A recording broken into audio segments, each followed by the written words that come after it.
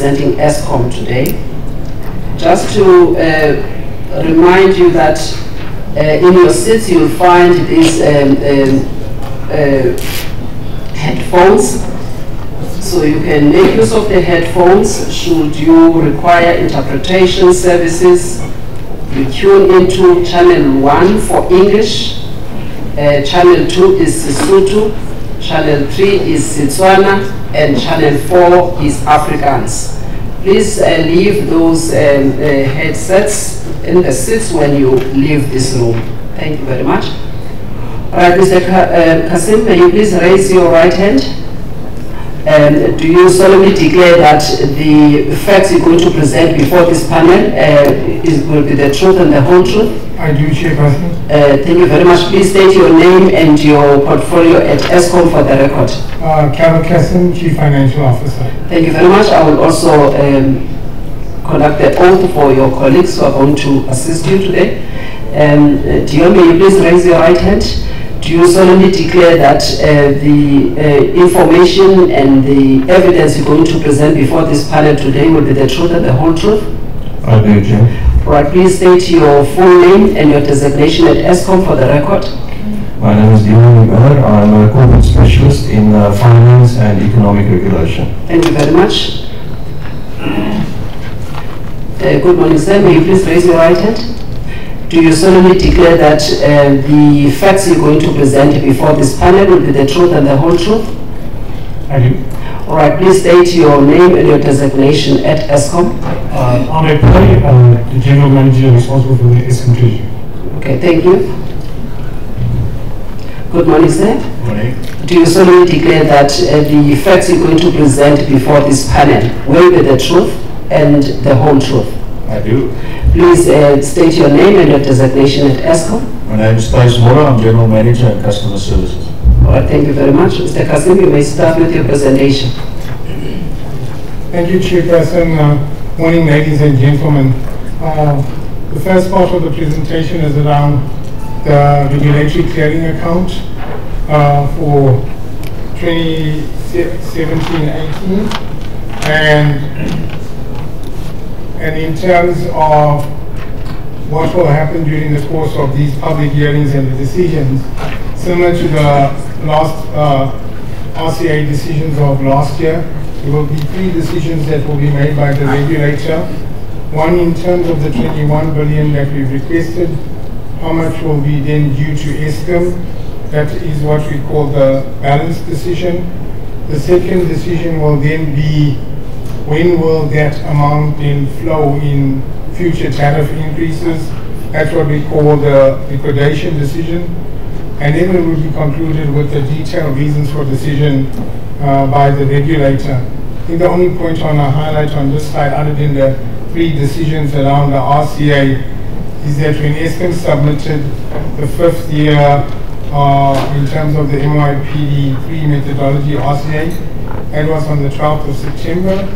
Nersa's detailed reasons for decisions on year 2, 3, and 4 was published on the 7th of December. I think in terms of the regulatory framework, it's part of best practice to allow for a risk mitigation mechanism, and this has been applied from MYPD 2 as well as the first 4 years of MYPD 3. This application was substantially driven by the difference in the sales volume and then the amount that's linked to that sales volume in terms of the revenue variance that is claimed by ESCOM in this application. And you will see that that amount is 26.9 billion rand. And in today's session on the RCA, we're going to really unpack this revenue variance and how ESCOM has computed and the principles of calculating that 26.9 billion rand. I think this time around in this application, you will see after the revenue variance, the net impact of all the costs is a reduction in the application, and that is substantially linked to your coal cost variance of a negative 2.9 billion. Your other, your IPPs of 1.7 billion, your environmental levy of 1.7 billion, and then there's your energy efficiency demand side management, where there is a refund on that, as well as in, based on the last RCA process, the energy conservation scheme, which is a negative 1.1 billion. So in this application, I think the big driver is the revenue variance. Yes, we will unpack the details on other costs also in subsequent hearings, but today's focus is the approach Eskom has taken to calculating that 26.9 billion rand in this submission. And I will ask my colleague Dion Yobe to come and then present more detail around the revenue variance in this application.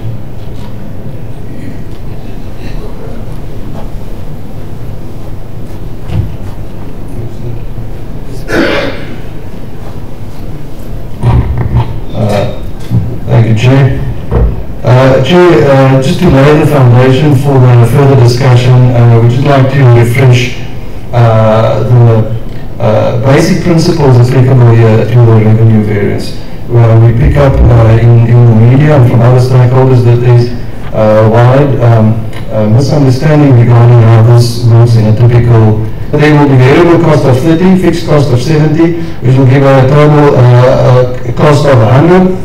100 cost divided by 100 units obviously give a tariff or required price per unit of, say, R1 a unit, consisting of 30 cents per unit for the recovery of the variable cost. It will be 30 divided by the 100, 30 cents a unit, and 70 divided by 100 will give you a fixed cost component in the tariff of 70 cents.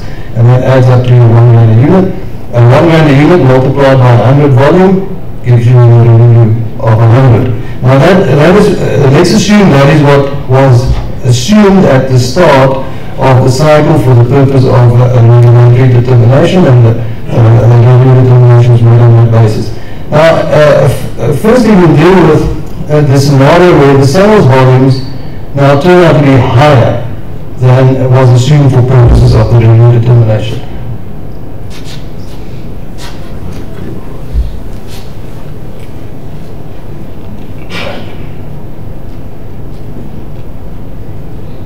Okay. So it's in my kind of brushed on the keypad there. So if the sales volume is higher, and it turns out to be 110 sales volume, then obviously the variable cost will respond in line with that, so the variable cost will go up also by 10% to 33. Fixed cost by its nature remain fixed.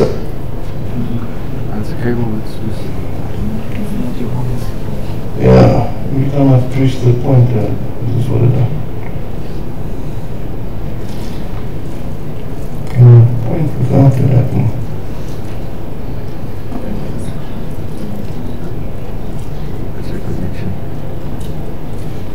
Okay, I'll just stand away from the PC. Chair, the fixed cost remains 70.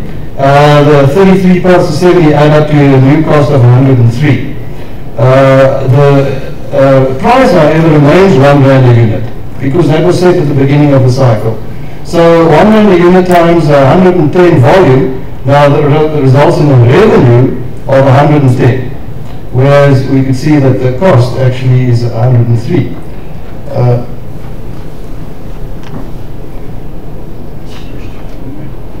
I'll switch your slide.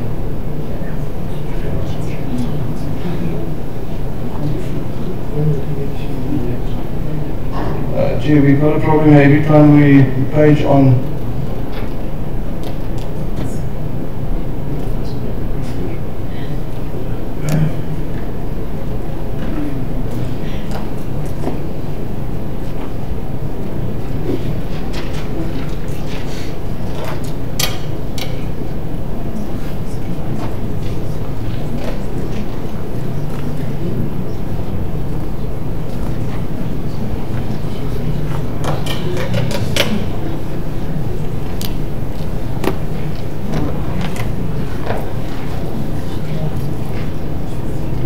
projector.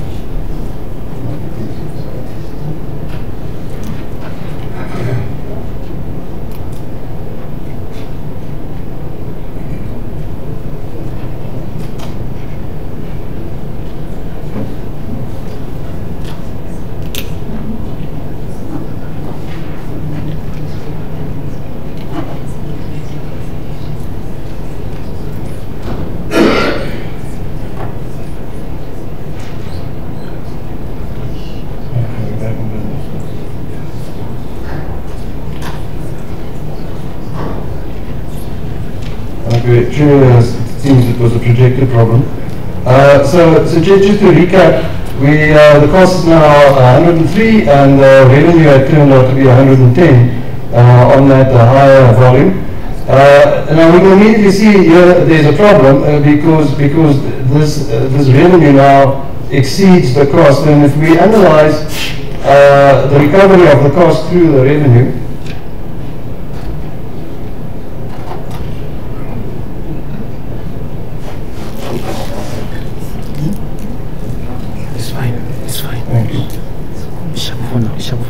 we'll see where the problem is. The variable cost, 110 units sold times the 30-cent cost per unit, gives you the 33 Rand recovery, which matches your actual incurred variable cost.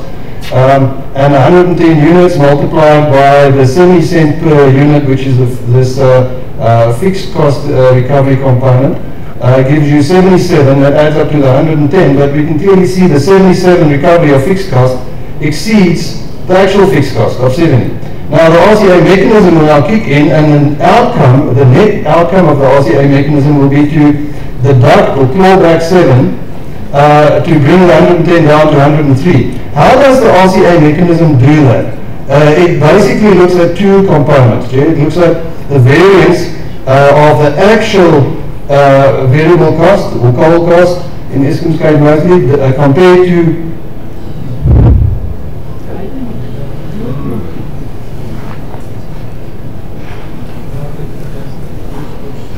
it's not the projector, it's maybe it's the pointer compared to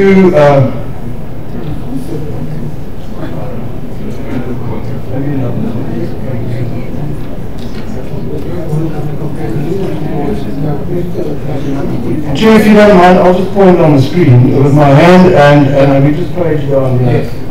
Maybe can you just stand here and page there for me?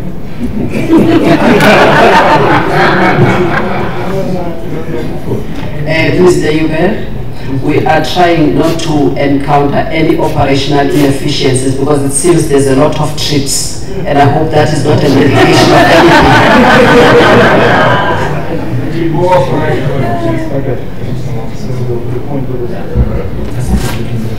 Okay. Okay.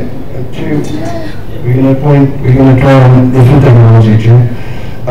So Chair, there we can see that the mechanism that is used is to compare the 33 actual cost to the 30 on the variable, and that there's an allowance, an additional allowance through the RCA of that 3 for the higher incurred variable cost to meet the higher volume, but there's a clawback, which is the 110, that actual revenue there compared to the assumed revenue there. So there's a clawback of 10 on the total revenue variance, the assumed revenue versus actual revenue, and the net effect is that 7. And the outcome of this RCA is to just restore the position back to what it would have been had there been perfect foresight.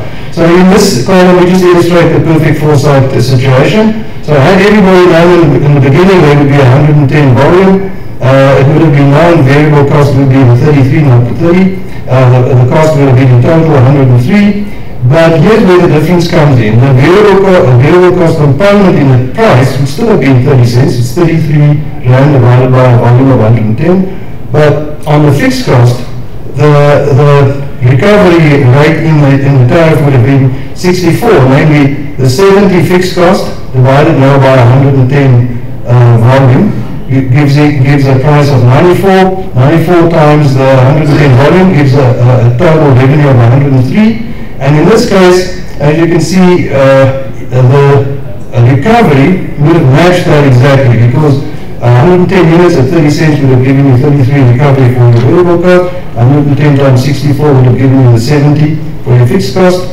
Adds up to 103. RCA would have been neutral, and it would be neutral because 33 actual minus 33 assumed is low, and 103 revenue minus 103 revenue assumed also low.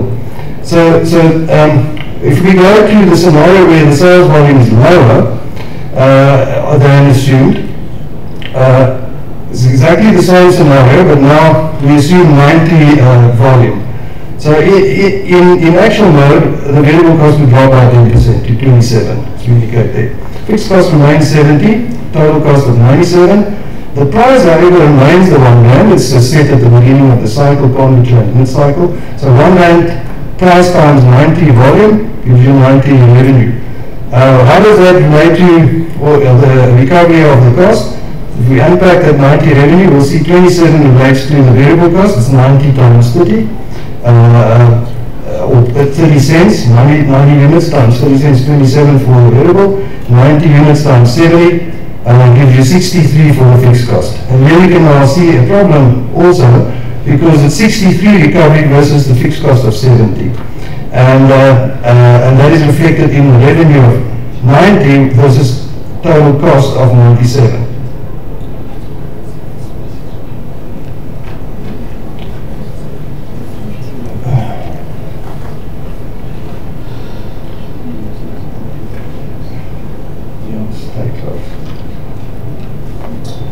Okay, so there's the RCA would then restore that 7, would give back the 7 to bring the total, after the fact, restore the revenue to 97. And how would the RCA do that? It will look at the variable cost of 27 versus the assumed 30, and it will claw back 3 of the not incurred variable cost. But it will look at the revenue also, the total revenue that was assumed to be 100, turned out 90, a variance of 10, it will allow that to be recovered, and the net effect of the 2 is to recover the 7. And again, compared to had there been perfect foresight, you can see that had we known it would be 90 volume from the beginning, the cost would have been known to be 97. The tariff, however, would have been different. It would have been 70 fixed cost divided by the 90 volume, giving a fixed cost recovery of 78, add to the 30 for the variable, and it's 1 rand 8. 1 rand 8 times 90 units is 97. That would have been exactly the same as in the recovery, and therefore no variance in the RCA, and the RCA mechanism would be 0 because the 27 assumed would match the 27 actual, and the revenue of 97 would match the actual revenue of 97, so 0. So if we look at the actual ISCOM application, that is exactly what was done. If you look at the red circle, that it reflects the, as our CFO indicated, the 27 billion revenue variance, which is now offset with 4.5 million primary energy cost variance because of the low volume. And just to get back to this mechanism, that's where we see that the red circle is the revenue variance, the 100 minus the 90, which translates to the recovery of 10 through the RCA account, and the green circle reflects the clawback against the variable cost. The net effect of the two is to wind up in a situation where the fixed cost under recovery is now recovered. So just in summary, the correction, the purpose of the sales volume adjustment is to ensure that the fixed cost is not over or under recovered. Irrespective of what ISCOM's volume assumption in the beginning was. It could have been 10 times higher. The end result will be exactly the same. It will restore the position back to the recovery of the fixed cost related to that year of operation, as well as factoring in the variable cost related to the actual volumes. So it merely is, it's not an additional cost to consumers, it merely represents a deferred recovery of the fixed cost as per the original Nersa revenue determination. and that would have been recovered already on the original price had the demand estimates been accurate, whether up or down. It's a symmetric mechanism that works for the same for high or low volumes. So it's not a mechanism to restore sales volume or revenue to some arbitrarily estimated level, but it is a mechanism to correct for under or over recovery of fixed cost caused by variance between estimated future demand and actual demand. And it achieves that by adjusting the sales volume to align to what actually happened, not to what was forecasted.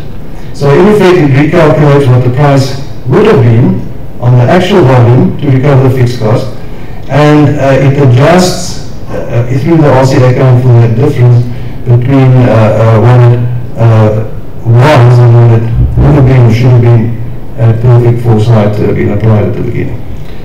Thank you, Chair. That is now hand back to our CFO. Thank you, Mr. Huber.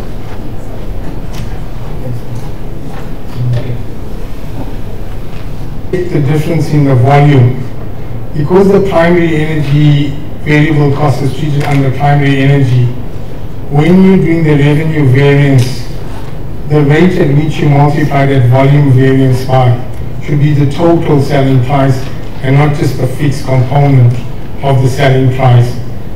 That is Eskom's interpretation of how the mechanism then brings you back to a point where the fixed cost is then recovered. Chair, if I now move on to the MYPD4. MYPD4 is a 3-year application. Eskom has made this application in terms of the methodology, and effectively the application summarizes what will be the cost that Eskom is forecasted to incur in producing electricity at the assumptions made in terms of sales, performance, etc.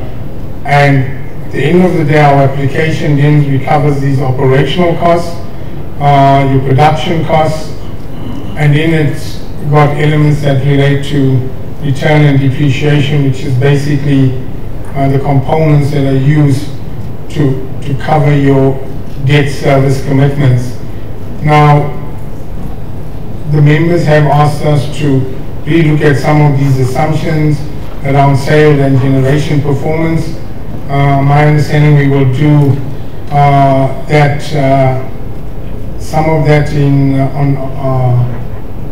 Rustenburg and Nelspruit and Gauteng, etc. But today's focus, we really want to touch on, firstly, from a debt perspective, because this application is also linking to our debt service commitments, and that's why Mr. Pillay is here to talk about 420 billion rand of debt that Eskom has on its balance sheet, and what does the outlook and the profile look of those maturities, and what investors have been telling us. And secondly, another key item that we have highlighted is this issue about municipal arrears as well as Soweto arrears, and that's where Tace will take us through that.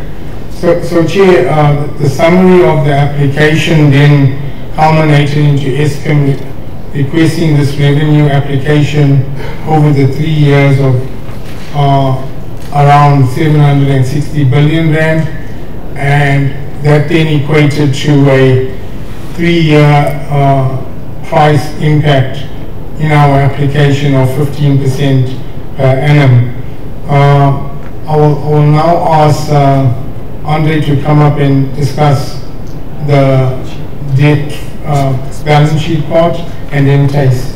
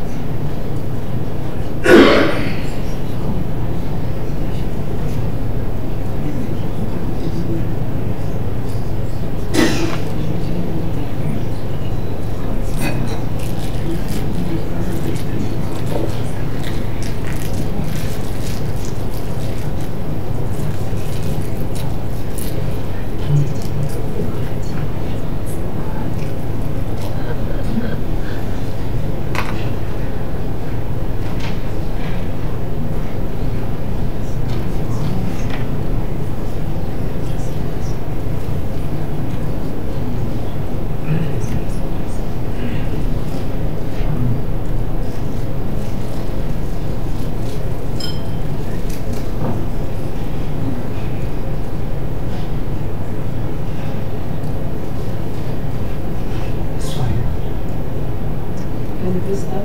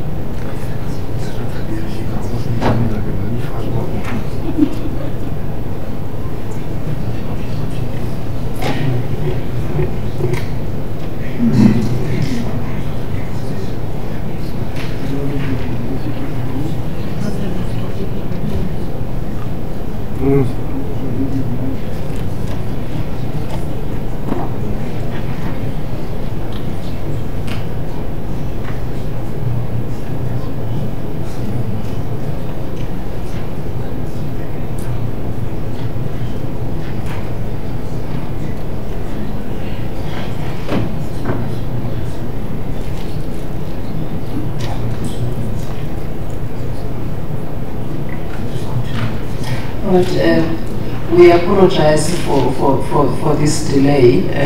Really, the facilities here are turning us down, letting us down, really.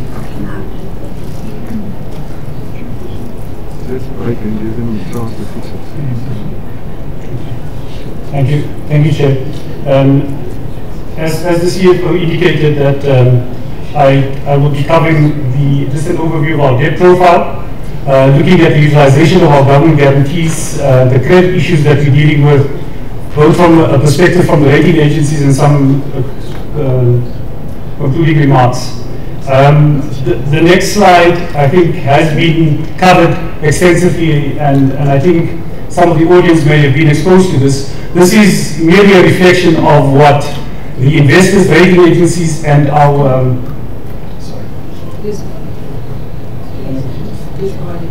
Thank you. So Chair, as I've indicated, the information on that slide is reflective of the credit ratios and the initial assessment of a potential investor into Eskom. And it's, when you look at the slide, for those who have sight of it, it's quite clear when you look at the numbers, the arrows, the pointing of the arrows and the colors of the arrows indicate that the ratios are pointing in the wrong direction, and it also is alarming the color that it reflects. So this is what rating agencies at first glance, when they look at Eskom, rating agencies and investors look at when they look at Eskom.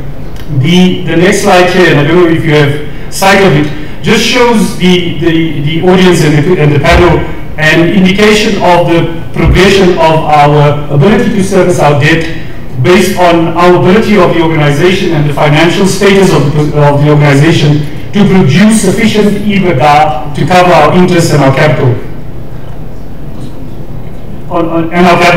And Chair, what's important is that you will find there was a period between 2008 to around 2012 when we produced, or the organization generated sufficient EBITDA to cover our interest and our capital for the debt that we had on our books.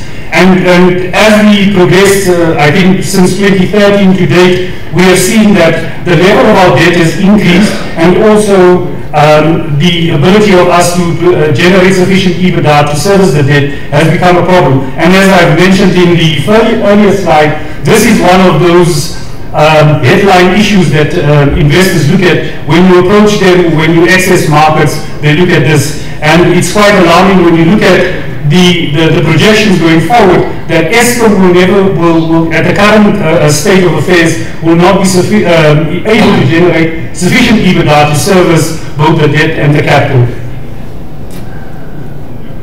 Chair, should I still continue? Just wait.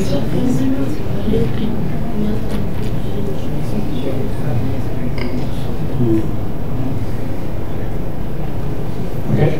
And this is the slide that I referred to, and in terms of the ability of the organization to generate sufficient EBITDA to service its debt.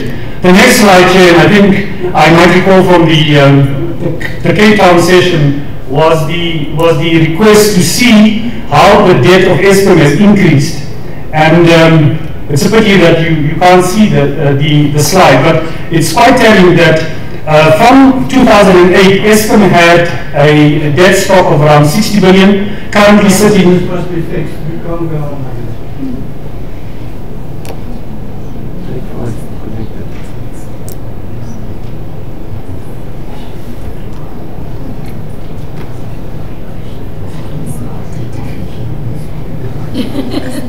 So I'm not sure, was the comment the debt must be fixed or the technology must be fixed?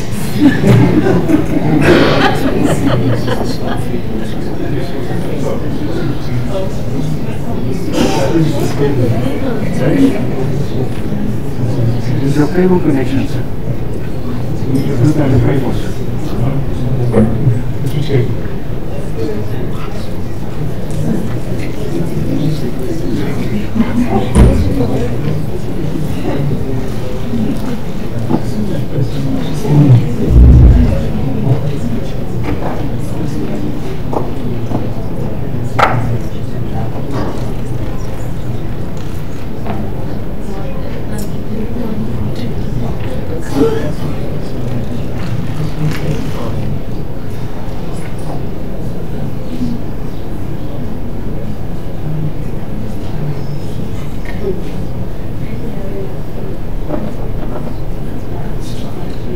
Just on the total debt stock on Eskom, and you can see on the slide, as we speak, the debt stock is edging towards 440 billion, or if we continue on this path, the debt will soon, given the current projections and the corporate plan, move towards 600 billion that we would have to deal with.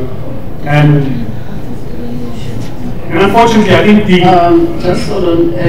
Can we take a 10 minutes break and then give the hotel and maybe the third parties to look into this problem, whether it's the facilities or the technical problem? Let's break for 10 minutes and then we'll come back here and continue.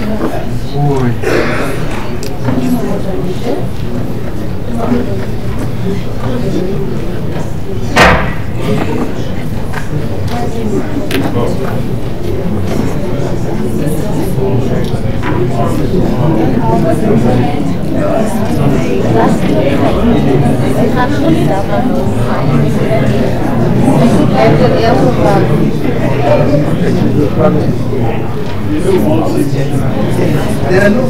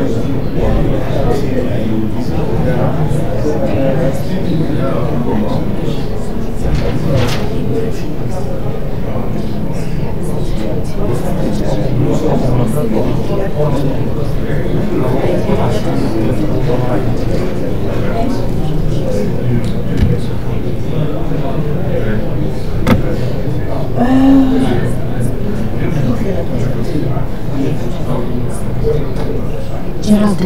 Okay.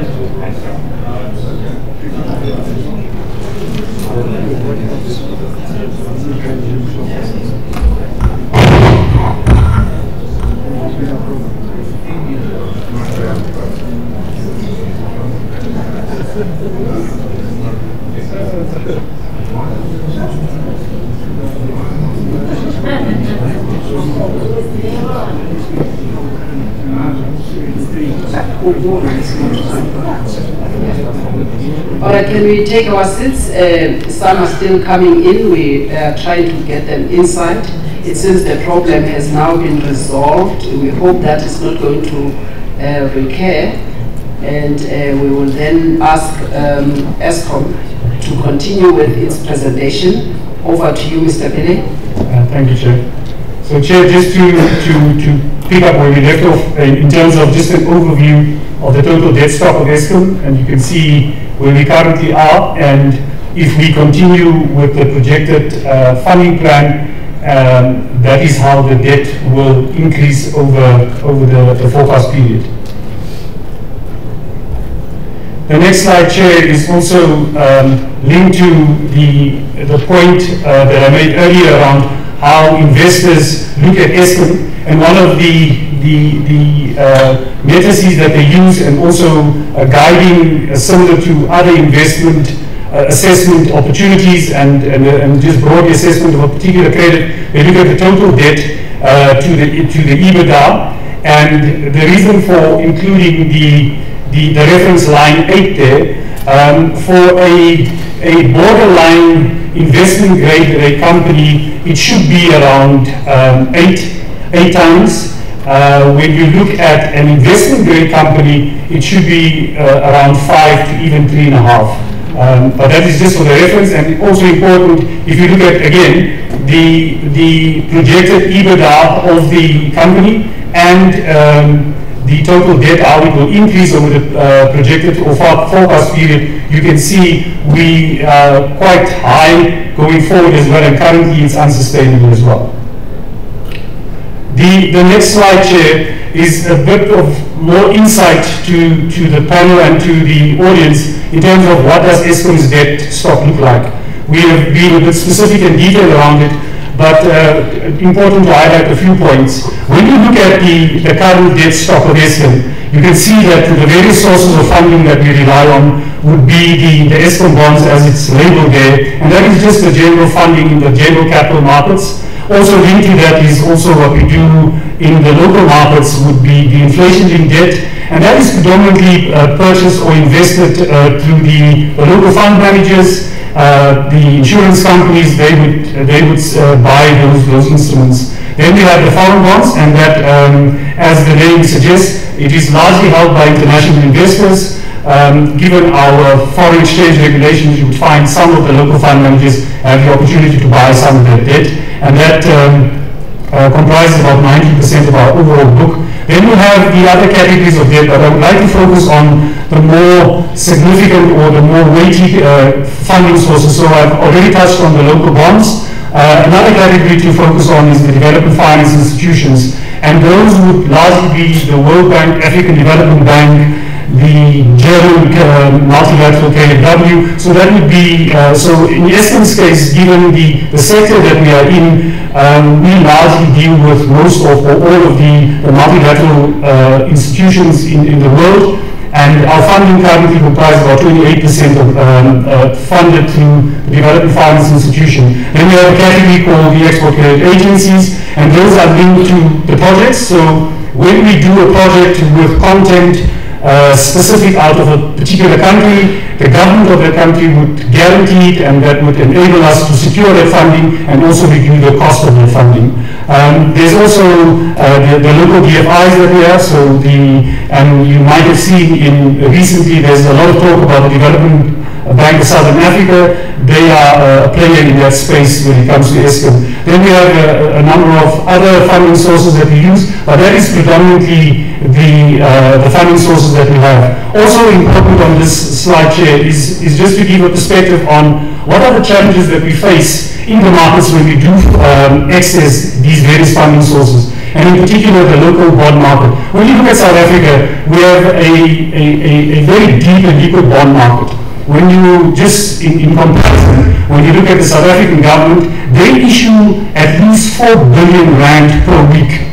Eskom, in the recent past, was not even able to issue 8 billion in a year. And we are the second largest issuer in the local markets. And central to that is certainly, as everyone here would agree, is that the recent past was basically a consequence of the governance issues that we've experienced, but also combined with the financial and the credit profile of Eskom, that has given certainly the local fund managers that we relied on in the past, has certainly said, no, you need to fix your governance issues, but importantly, you need to fix your financial profile. It is unsustainable.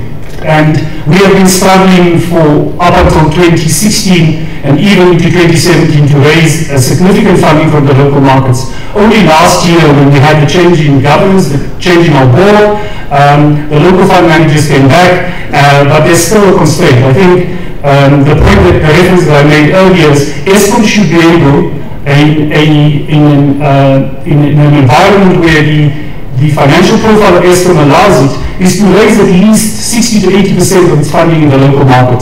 Our revenues in rand, it only makes sense to raise your funding in rand, and at the moment, when you look at the bar at the bottom, and that is also quite telling, is that we have now moved where at least 55% of our debt that we do raise is raised offshore, and you can imagine it comes in hard currency, it comes in rand, and historically, I think Eskom probably only raised about 10% of its funding. In the good old days of 2008, we only raised about 10% of our debt in the international markets and largely local. And you can see the transition of the years, and that is also reflective of the appetite in the local markets, given our financial position and our credit profile, and also the extent of what the risk that international investors are willing to take.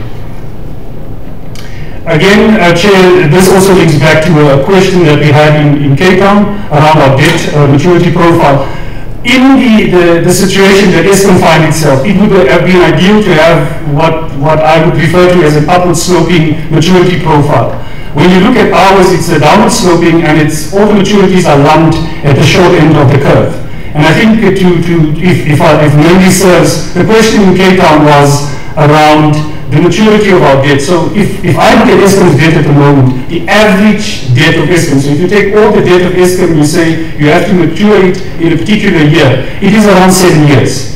And you look at the assets that we are creating, it's 40, 50-year assets. So you can see the disconnect between the liabilities that we have and the assets that we are creating. And that is, there's no other way to explain it. It's largely reflective of our credit profile.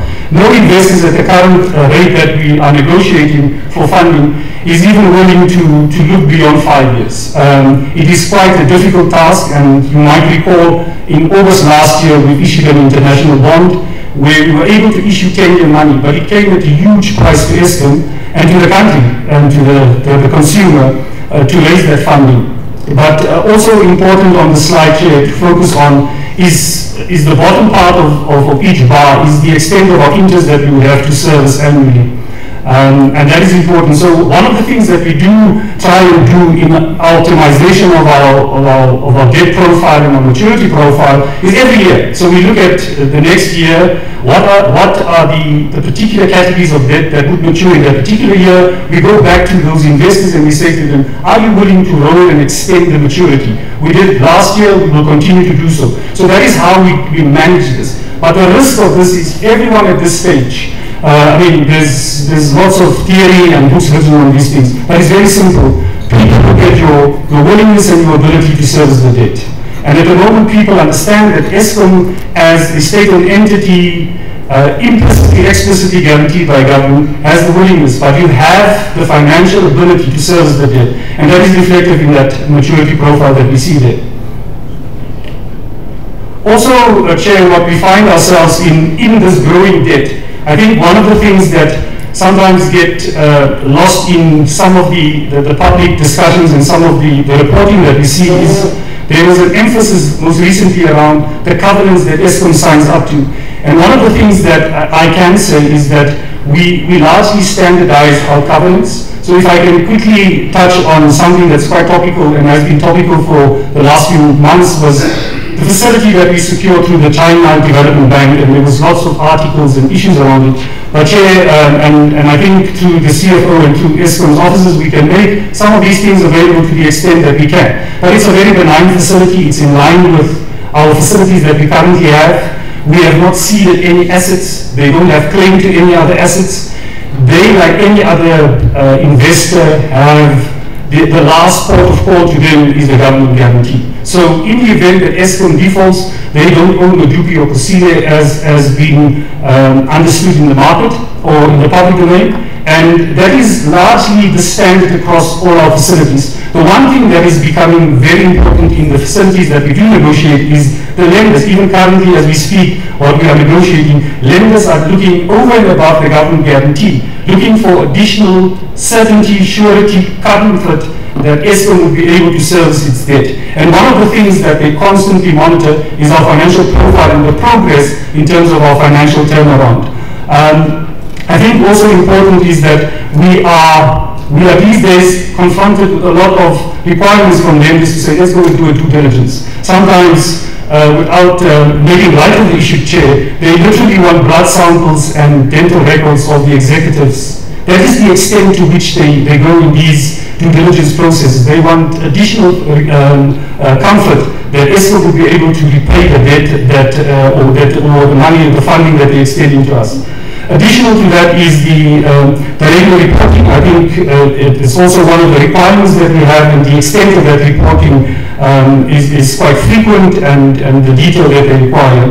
Important on the slide, Chair, is the event of default is quite critical. The one is the non-payment. So in the event that ESCOM defaults on any of its payment, be it a small or a large facility or loan, it becomes an event of default. And the unfortunate situation that we do have, given the fact that the point that I made, we are implicitly and explicitly guaranteed by government. If there's a default on ESCOM debt as a result of non-payment, it obviously triggers, and what the legal people would refer to, accelerates across all our facilities, and it even triggers into government. So a default on ESCOM would largely affect the sovereign and the country and the macro stability of our country. And that is an important point. The other that we found, and I think also in relation to what we've experienced in 2017, was the qualified audit, and central to that is the going concern.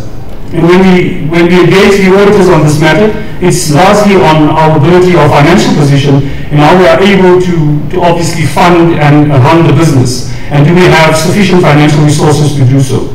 Additional covenants that we find from time to time is that and this is the legal references to these things in our legal content, is that we insist as ESCOM that no lender are subordinated to any other lender. So in the event of something happening, all the lenders should line up in the same room or in the same line, and they have the same claim to the assets or the government guarantee. And that is one of the things that we insist on. Some of the lenders in some of the most recent facilities, they wanted a slight departure from that, and it's, I mean, given our current situation, we would have to get first consent from government to do so, and also the existing lenders would insist that we allow them to do that.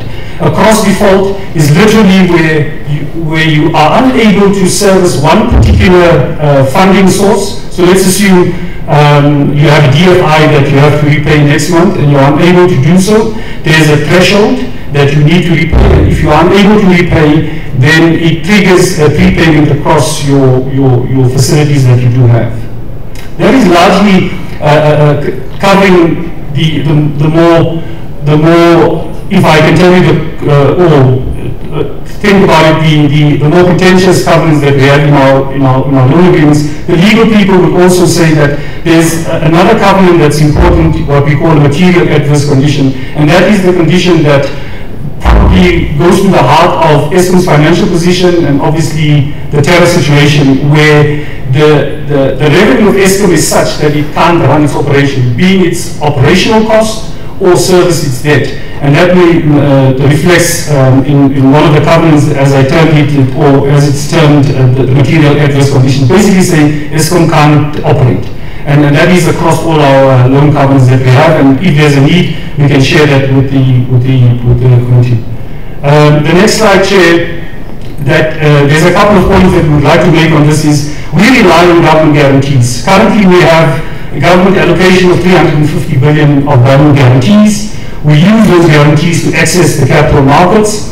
And just on the slide, you can see the 350, we have already committed 255 billion of that. We have available, or also we've utilized 255, and we have committed 82 billion of that guarantees as we speak. And the committed guarantees, so basically is guarantees that the government has approved for us to utilize, and we will utilize those guarantees in the execution of our funding plan going forward. But if we take an assessment of the situation now, as things stand now, we only have 13 billion available of that for us as things stand now. Obviously, there is a rolling maturity of our guaranteed debt, and that obviously comes back for us to utilize. But that's just an update on where we are on the government guarantees. The next slide is in relation to the guarantees, is how we tend to utilize the guarantees going forward and how it links to our funding plan and the maturity of our debt. Important here, Chair, is to highlight that if we look at our funding plan currently and the guarantees that we have at our disposal, we do not see that we will, in any particular year, effectively be exposed to more than 300 billion guarantees. And that is just an update on the utilization on the guarantees.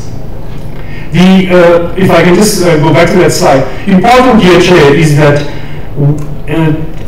I think around 2008, where government gave us the first installment of guarantees, and then they increased that to 350. We got the 60 billion of equity, the 23 billion of equity. We have found that more investors are insisting on guarantees.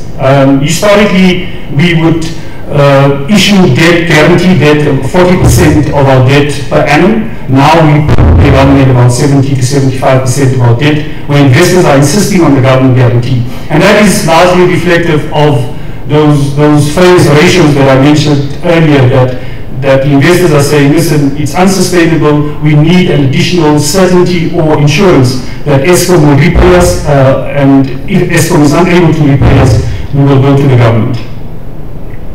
The next slide, Chair, is also just to give you a perspective on government debt.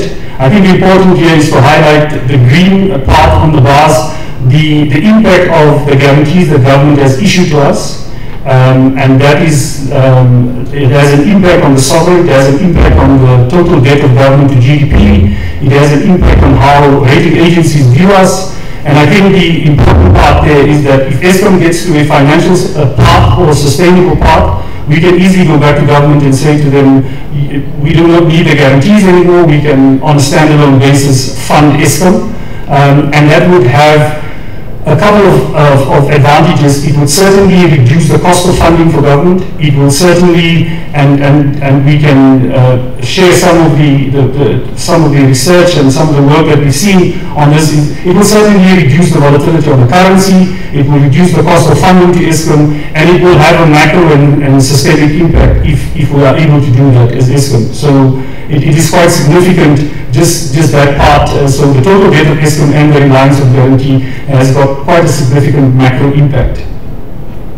I'm not going to focus on the slide here, just highlights the deterioration in the ratings of government since 2008 to 2018, and similarly Eskom's credit rating. I think important to note here, Chair, is that Eskom's rating with the government guarantee there is slight discrepancy or difference between the rating of Eskom on a standalone basis and the ratings of Eskom with the government guarantee. There is some support given through the government guarantees, but at the moment where Eskom is that with the umbilical cord or the proximity between Eskom and government is that if anything had to happen on the ratings of Eskom, it will certainly have a negative spillover effect on the rating of government and similarly government of Eskom.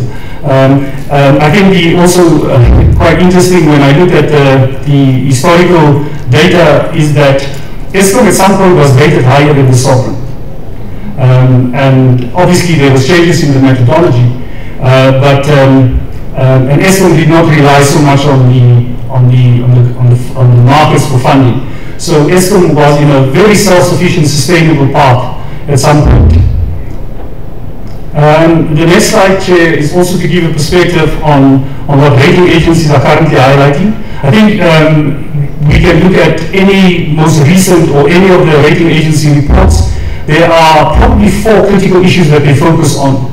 At the moment, where as things stand now, what most of the rating agencies, all 3 of the rating agencies are highlighting is the liquidity situation of Eskom. And that is directly linked to the financial position, the revenue, our ability to service our debt or our debt levels. That is certainly linked to that. They also highlight, and it's public, that the issue around our regulatory framework, our tariff, and our cost-effective tariff, that is a consistent issue that they raise. The other 2 issues is obviously the overall financial sustainability of Eskom and the operational sustainability of Eskom. Those are probably the 4 important issues that they highlight. And what is quite critical from a ratings perspective, if you look at the ratings as things stand now, and again, I invite and say that we can share some of these reports again, that the rating of Eskom reflects an organization that is preoccupied with short-term issues. That we need to deal with short-term liquidity, we need to deal with short-term operational issues. It does not, the financial position of Eskom does not allow you to take more structural, sustainable, long-term positions given the current situation, and that is reflected in the current rating of Eskom. The current constraints, and I touched on some of those, Chair, I won't go in too much detail. One of the things, obviously, as we've seen a huge changing was the current leadership and the management, and I think to a large extent we've seen investors change their views and the sentiment has changed around the leadership and the management, the new board, and that has certainly had an impact. But it does not have an impact that to the extent that it's still difficult, given the financial constraints that we are under, to raise the funding required. The regulatory issues, the weak credit matrices, I think the conversation over the last 18 months has deteriorated in the sense that investors are not willing to discuss the qualitative issues, how central Eskom is to the South African economy and the new leadership, the new government. They pull out their spreadsheets and they tell you this is the progress and this is the path of your EBITDA, this is how your debt levels are going to increase, this is how the matrices, the non-credit matrices will deteriorate, and for this reason, they find it difficult to also go and seek approval internal. Also interesting, I think the last couple of years, what we've seen as we approach lenders and investors is that these organizations have also put in place additional governance processes. So it is not as in the past where you could go to a bank back in Joburg and ask them for a particular loan. They will now tell you we've got 3-4 committees, so there's additional governance requirements, additional reporting requirements, and it's becoming quite difficult for lenders to extend lending. They also have, an average bank has got their consumers or their clients, that's money that they need to look after, so they have to also be prudent and responsible in how they do that. So I think we've also found that governance has increased, or if I can call it that, bureaucracy around some of these issues. The execution and operational risk associated with the large capital program, those are some of the constraints that we have.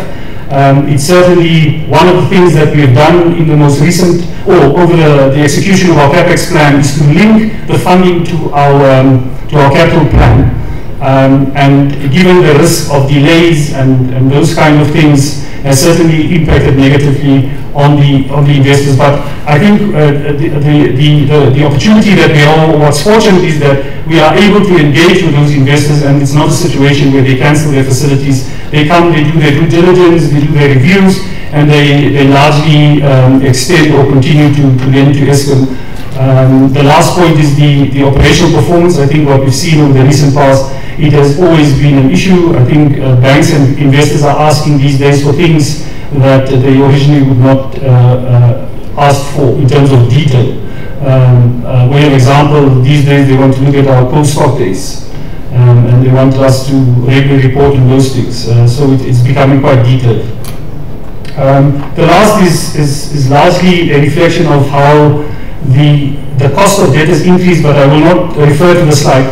Just an easy reference here is that as far back as 2013, we've issued a bond in the international markets. It was what we would term a fixed rate bond, so you pay fixed interest on that bond annually. When we issued it, it was issued at 5.37%.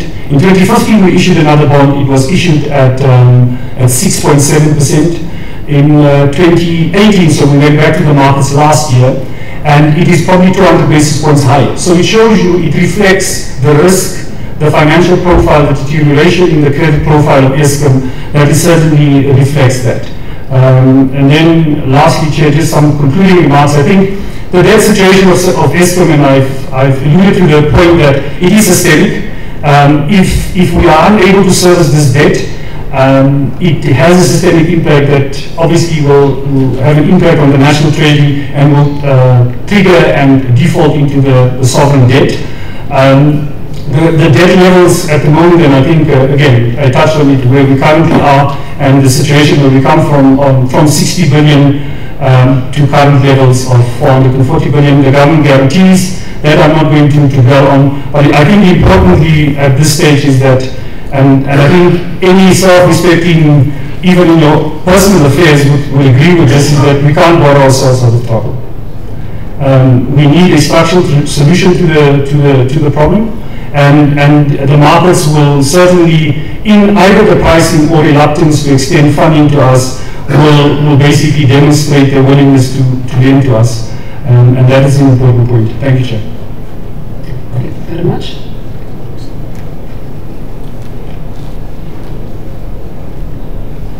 Thank you, Chair, Committee, or panel and members. I want to just talk a little bit on the debt owed to Eskom, with the main focus being on the municipalities and the Soweto situation. I think when you look at the slide on screen, really reflects the situation in terms of the municipal debt owed to Eskom and the inclining rate at which it escalated over the last 18 months, a 80% increase in debt levels from 9.4 up to 17 billion. This is figures reflected as at the end of September. As we stand at the end of December, I think the number is around 18.6 billion rand. Contribution from the various provinces. There's a couple of provinces, significantly one in the Free State as well. The contribution from the provincial environments, municipalities in that environment. However, Chair, if you look at our payment levels, and this now reflects at the national level, all our customers, payment levels standing at about 95% overall, including municipalities. All our large power users, our small power users, and Soweto. If we exclude Soweto, we're standing at the 99% payment level, which is still fairly well. You look at the bills that we've issued up to the end of September, in the region of 110 billion, of which we've recovered 105 billion. When we move to the municipal environment, our current payment levels in the region of 92%. We do have a projection and aspiration that the payment levels in this space would increase to 97%, and there's obviously premised on assumptions that we'll get an improvement in payment from the municipalities based on the initiatives that's currently taking place.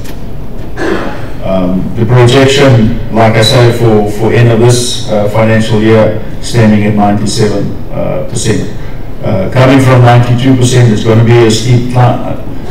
Looking at our payment levels, there's obviously risk for the rest of this financial year that we might not get to where we anticipated it to be. Key stakeholders in this environment obviously covers a number of areas. Eskom being in the center, then in the municipalities, you've got the provincial, the national government playing a role, and then various other stakeholders like business communities, obviously the general public, SALGA, but then also Nersa has got a key role to play in this environment. Eskom to supply electricity to our customers, bill them according with the tariffs that was approved by the regulator, meeting our license conditions. Municipalities, on the other hand, need to provide supply to their customers in accordance to their license conditions. And one of the key aspects, which is the challenge at this point in time, is the municipalities not paying the bulk account as per the license condition stipulate. Provincial government need to support and monitor the municipalities, and there's certain interventions in terms of the constitution that they can implement, similar on the national government level, certain requirements in terms of the constitution that they need to implement. SALGA on their own supporting and guiding and representing the municipalities, and then similarly on the RCA side in terms of the issuing of the license, and then monitoring adherence to the license conditions for both Eskom and the municipalities. And if we look at the Auditor General in terms of the audits being done currently, I think there's a significant risk if you look at the financial situation, the financial health of the various municipalities. To address this, an interministerial task team was appointed in 2017 already, consisting of a number of stakeholders to deal with the situation. It's chaired by the Minister of Corporate Governance, members of COCTA, DPE, National Treasury, DOE, Water and Sanitation, and then obviously Nersa or SALGA and Eskom, and then also Nersa has been roped in as a stakeholder in that environment.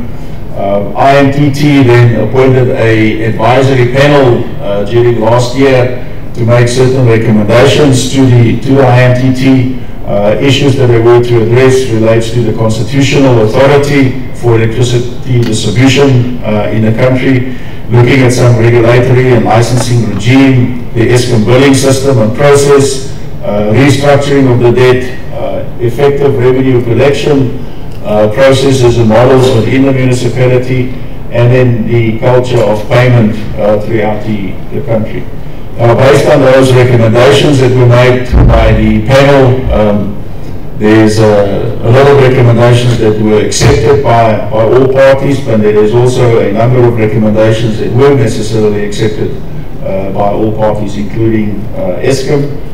Through the IMTT then, there were technical teams appointed to deal with the implementation plans for each of these recommendations that were made.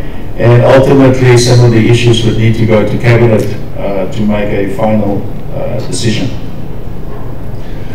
We do have challenges in terms of litigation, where Eskom follows its credit control process, specifically with the municipalities, based on non-payment of current account or non-payment of payment arrangements that we make or enter into with these municipalities, where they still don't adhere to the agreement. We then need to implement our credit control and eventually interrupt supply to the municipality. However, we are being challenged in court by external parties, customers, business communities, and in some cases municipalities themselves, in terms of getting urgent interdicts against Eskom for the interruption of supply to municipalities. And the typical outcome is then that Eskom gets interdicted from interrupting supply. We need to switch back. In certain cases, the judgment then orders some of those applicants that had brought the application against Eskom to pay directly to Eskom instead of to the municipality on behalf of the municipality. Municipalities get ordered to pay their current account or to adhere to payment arrangements, which then again they fail to do so, which leads to contempt. In certain environments, government has been ordered to implement corrective action, to develop corrective plans, implementation plans, and in the meantime the debt continues to grow. So on the other hand, Eskom still has got a fiduciary duty to collect all revenue due to us, and we need to continue to take the steps required, and on that basis our credit control process continues to roll from day to day. So yeah, but I think in terms of the IMTT, just as well, if I can go back to that, clearly indicating that this problem is no longer just an Eskom problem, it's a national problem. It's a national problem that also needs political intervention and political decisions to be taken.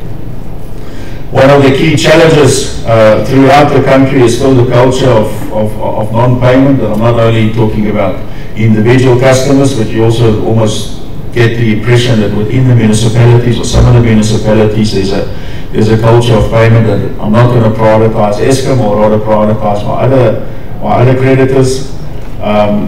Through the IMTT process and in consultation, Eskom started to work, and we're now working together to develop a campaign that talks about creating a culture of payment that will focus not only on, or starting by the individual, what is the impact on the individual by non-payment, moving on to what is the impact on the community, what is the impact on the province, and eventually what is the impact on the national environment. But Chair, the growth that we see at this point in time on the municipal space is obviously unsustainable. The top 10 municipalities in the last 6 months grew by about 2.3 billion rand. Top 20 municipalities, non-paying municipalities, contributes about 80% of the overdue debt. I've mentioned that the litigation that is brought against Eskom almost creates a payment holiday for municipalities, because as soon as there's court orders against Eskom, you get the indication municipalities are now paying even less because they're protected by a court order. Eskom cannot interrupt supply. The problem, as I stated, is no longer just an Eskom problem, it's a national problem. We continue to work with the interministerial task team to try and find lasting solutions for this process. Stakeholder communication strategy is key, and we definitely need some positive steps and progress in terms of payments to turn the situation around.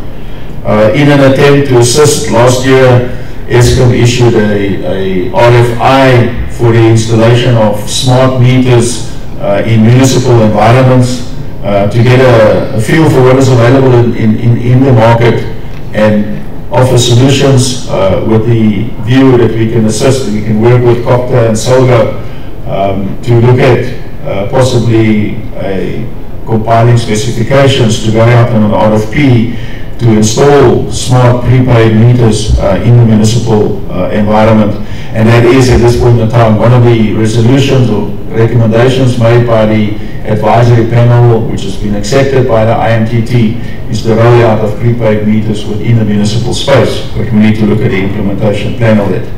And then I think from the Eskom perspective, we are very pleased that during last year, Nersa made a decision that a tribunal would be implemented to look at the adherence to license conditions by the municipalities. We see that as a very positive step, and we trust that we're going to see the results and a positive outcome from that environment.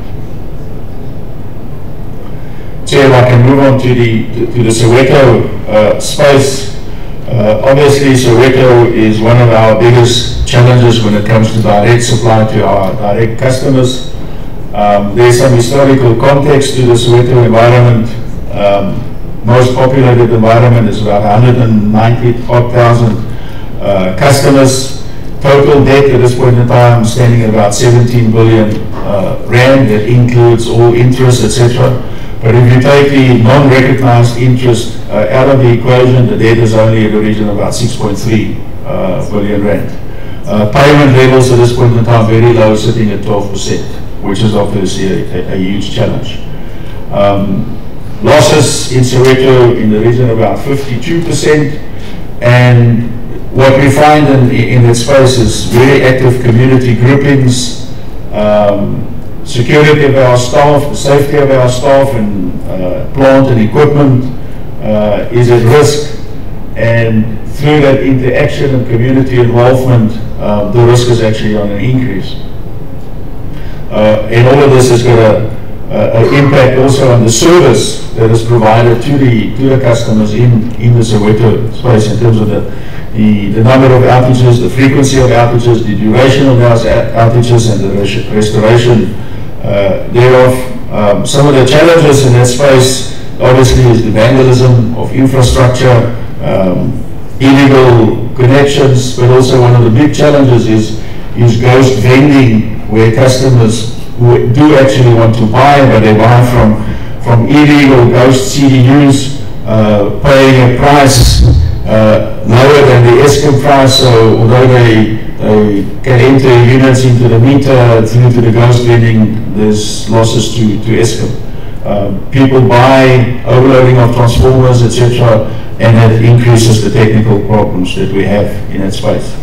In terms of stakeholders, very much similar to what we have in the municipal space, and each one of them has got a role to play again.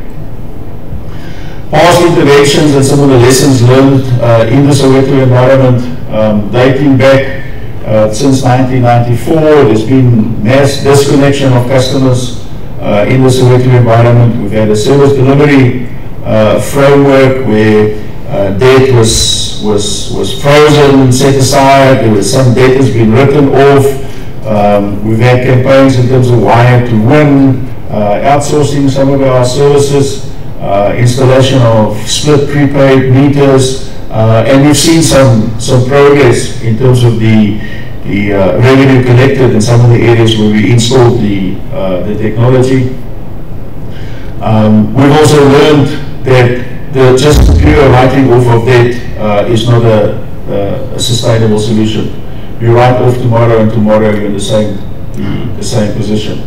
The environment is very, very hostile, and I believe some of the situations in some of the municipalities as well.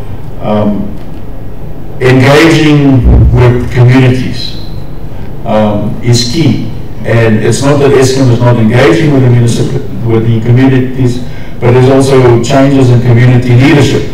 So you could engage with a certain community, with certain leadership, and at the point when you start to implement your solution, there's different leadership claims that you haven't been consulting, and that leads to, again, resistance against the solution that we want to implement. So like I've indicated, community engagement is key.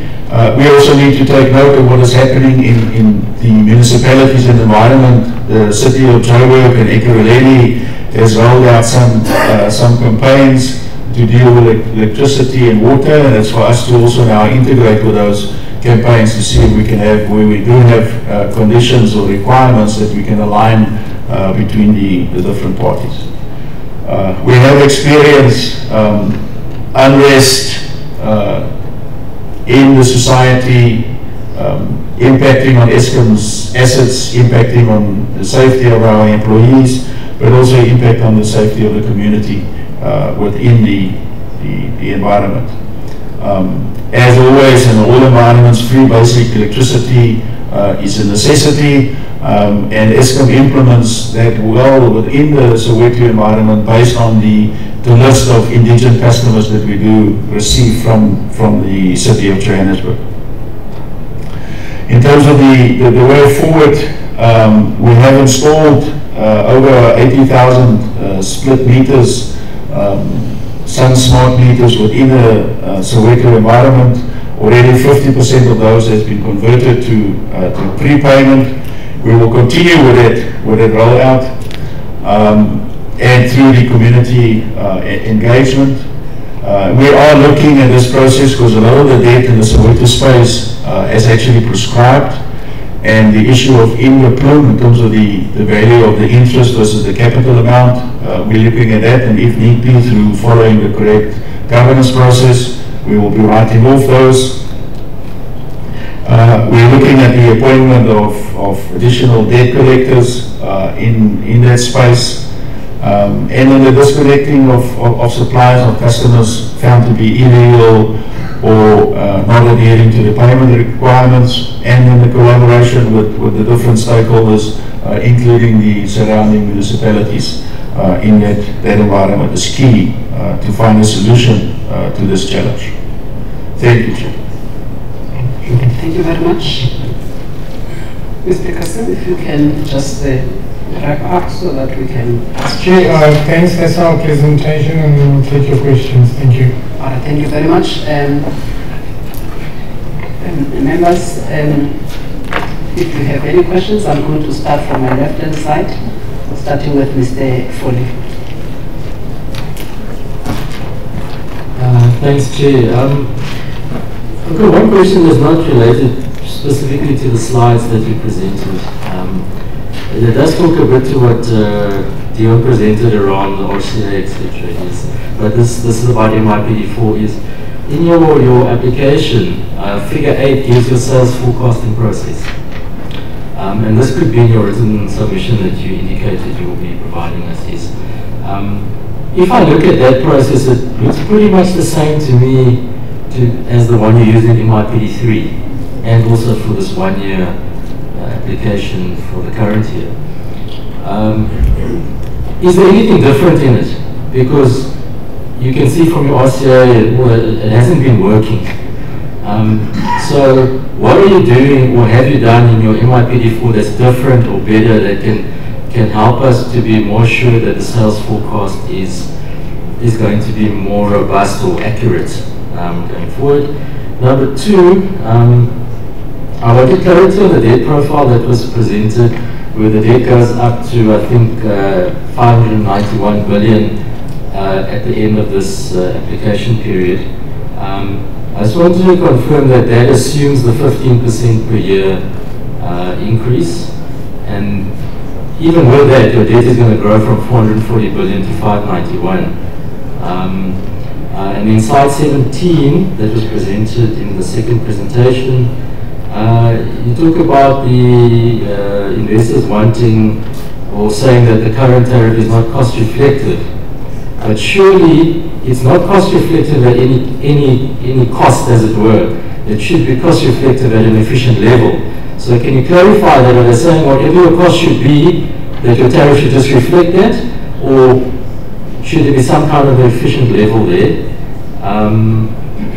And then the last question from me is just around the debt collection.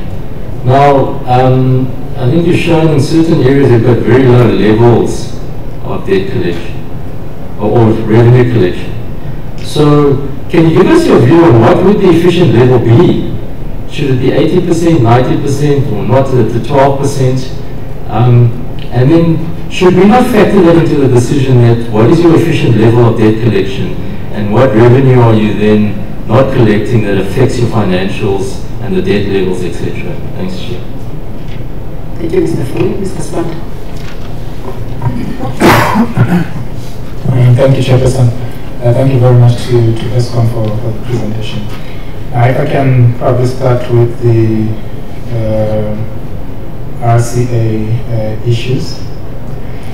So I think the technical application of the RCA mechanism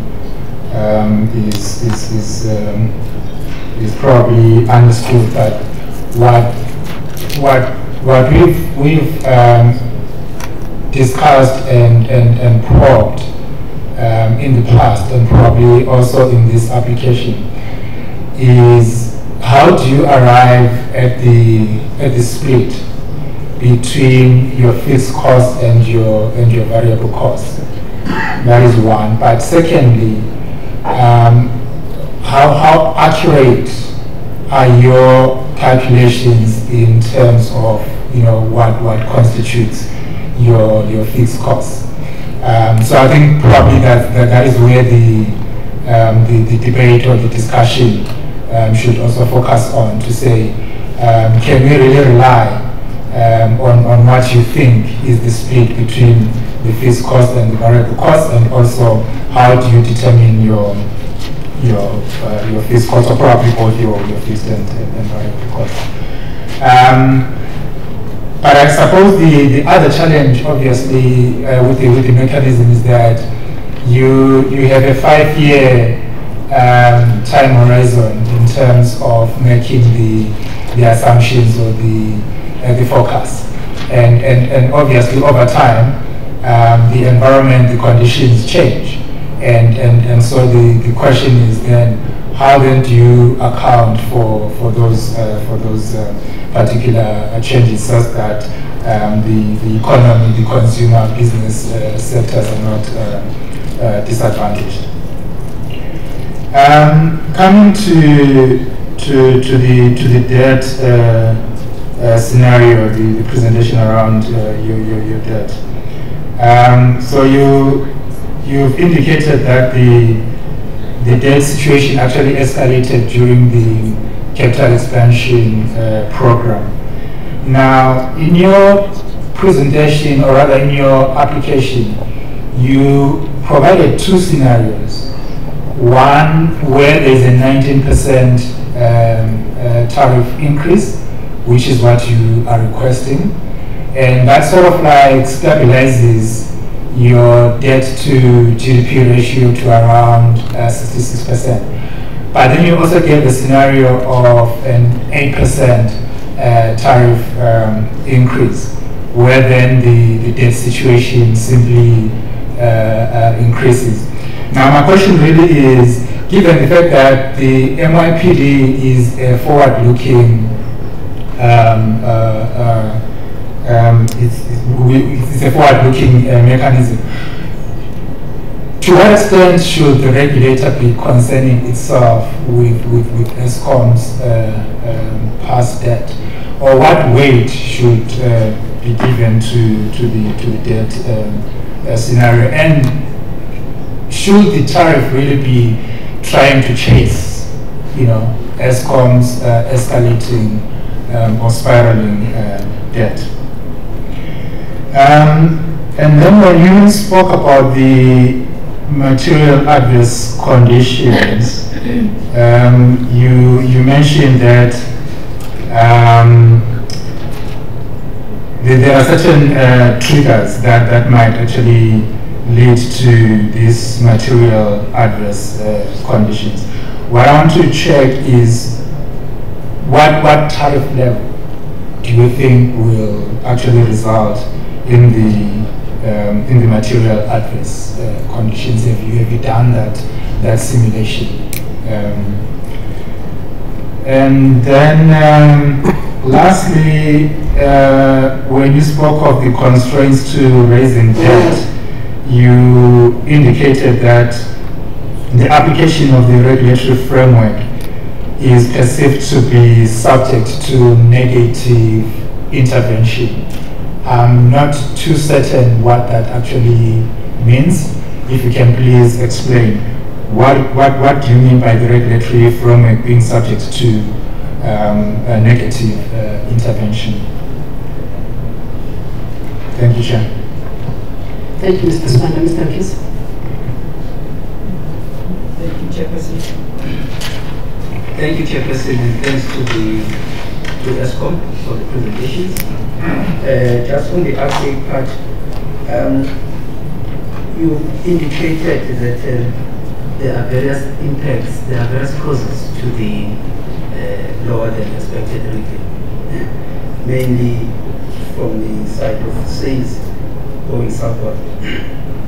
I just would like to get clarity on the impact of the price increase on the reduction of sales volume. Just to be more specific, taking due regard of the municipal debt, electricity theft, and non-payment for services, because really there should be some kind of threshold that will be like shooting yourself in the foot if you were to go beyond that. When it comes to the issues of the fixed costs, I understand that it's not just a matter of saying that they are overstated or understated, but the issue of prudence in regard to those fixed costs, as well as I think the other matter it can come a lot when next break when we are looking at the valuation of the assets, and I think the same goes with the fixed element of the cost with a link